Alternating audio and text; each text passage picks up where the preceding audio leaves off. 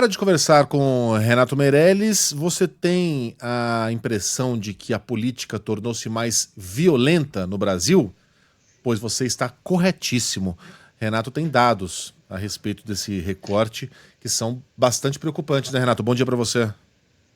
Bom dia, Megali, bom dia, Carlinha, bom dia a todo mundo que nos acompanha aqui na Band News. Bom, vamos lá. As notícias não são boas, ainda mais na véspera de uma eleição. Eu trago aqui para vocês dados, né, que saíram hoje no jornal Valor Econômico, que mostram que nós temos o dobro de violência política nas eleições de 2024, comparado às últimas eleições municipais de 2020. Bom, mas o que é essa tal de violência política, né? É tudo aquilo que, de alguma forma, mostra a intolerância na política, a intolerância entre as partes ou a intimidação do processo democrático. Nós tivemos aí 11 casos registrados de agressões físicas, né? 67 casos relacionados à ameaça.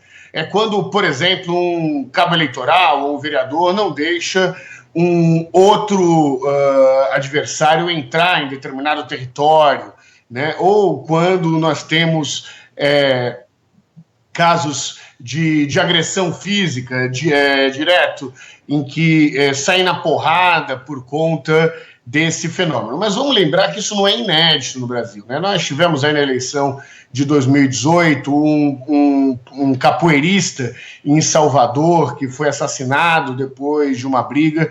Nós tivemos, que inclusive discutimos aqui na coluna nas últimas eleições presidenciais, o caso de um candidato a vereador no Paraná que comemorava a festa de aniversário onde o tema é o Lula e foi assassinado aí por um adversário.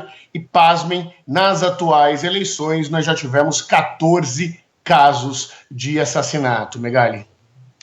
14 casos de assassinato. Agora, o exemplo que vem de cima é muito ruim, né, Renato? Porque a gente não vê uma condenação veemente por parte dos partidos. Sim, quando aquele rapaz morreu na sua festa de aniversário que tinha como tema o Lula, aí sim o PT se manifesta, lança uma carta lamentando a violência, mas quando os nossos repórteres, por exemplo, eram agredidos do lado de fora do sindicato dos metalúrgicos, lá no ABC, o partido silenciava.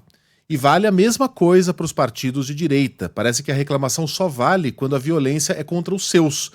Aí fica complicado, né? A gente não tem realmente um desejo legítimo de combater a violência. Perfeito. Eu concordo em gênero, número e grau contigo. E o que a gente vê? É que como se a violência fosse legítima para um lado e não fosse para o outro. A gente tem manifestações aí da Carmen Lúcia, da ministra do TSE e do Supremo Tribunal Federal, que condena a questão da violência política. Mas isso é insuficiente, né? A violência política, quando tem, por exemplo, xingamentos e uma cadeirada, como acontece nos debates em São Paulo, onde nós chegamos ao absurdo de ter detectores de metal na entrada de debates em São Paulo. Cadeira parafusada, Renato. Que nem no McDonald's. Então, quando isso acontece na TV, o retrato da violência política é um retrato bastante claro. Agora, a pesquisa apontou um outro tipo de violência política também, Carlinha. É uma violência política feita por facções criminosas, né? Por milícias, por facções ligadas ao tráfico de drogas, por organizações criminosas que, por exemplo, têm os seus próprios candidatos em determinadas comunidades, em determinadas favelas, e não deixam candidatos adversários a entrarem naquele território. Ou seja, existe um processo aí também de um novo curral eleitoral baseado na violência política liderada por facções criminosas. A gente está vendo um leque cada vez maior, conhecendo um leque cada vez maior de violência política, né, Renato? E você falando de facções criminosas, a gente automaticamente remete a São Paulo e Rio de Janeiro, que lideram as ocorrências, né, segundo a pesquisa aqui, mas também a gente se lembra, Renato, do que está acontecendo no norte do país. No começo do jornal, a gente falava sobre Coari, aquela cidade que fica no estado do Amazonas, que tem candidato jogando dinheiro para o alto no meio da praça, mas tem também outro candidato que tem carros incendiados, né, em meio à campanha, a Polícia Civil investigando. Então é um leque muito vasto de tipos de violência política que a gente observa no país. Perfeito, Carinha. Só para dar o crédito da pesquisa aqui, essa é a terceira edição da pesquisa Violência Política Eleitoral no Brasil, que é desenvolvida pelas organizações sociais Terra de Direitos e Justiça Global. Né?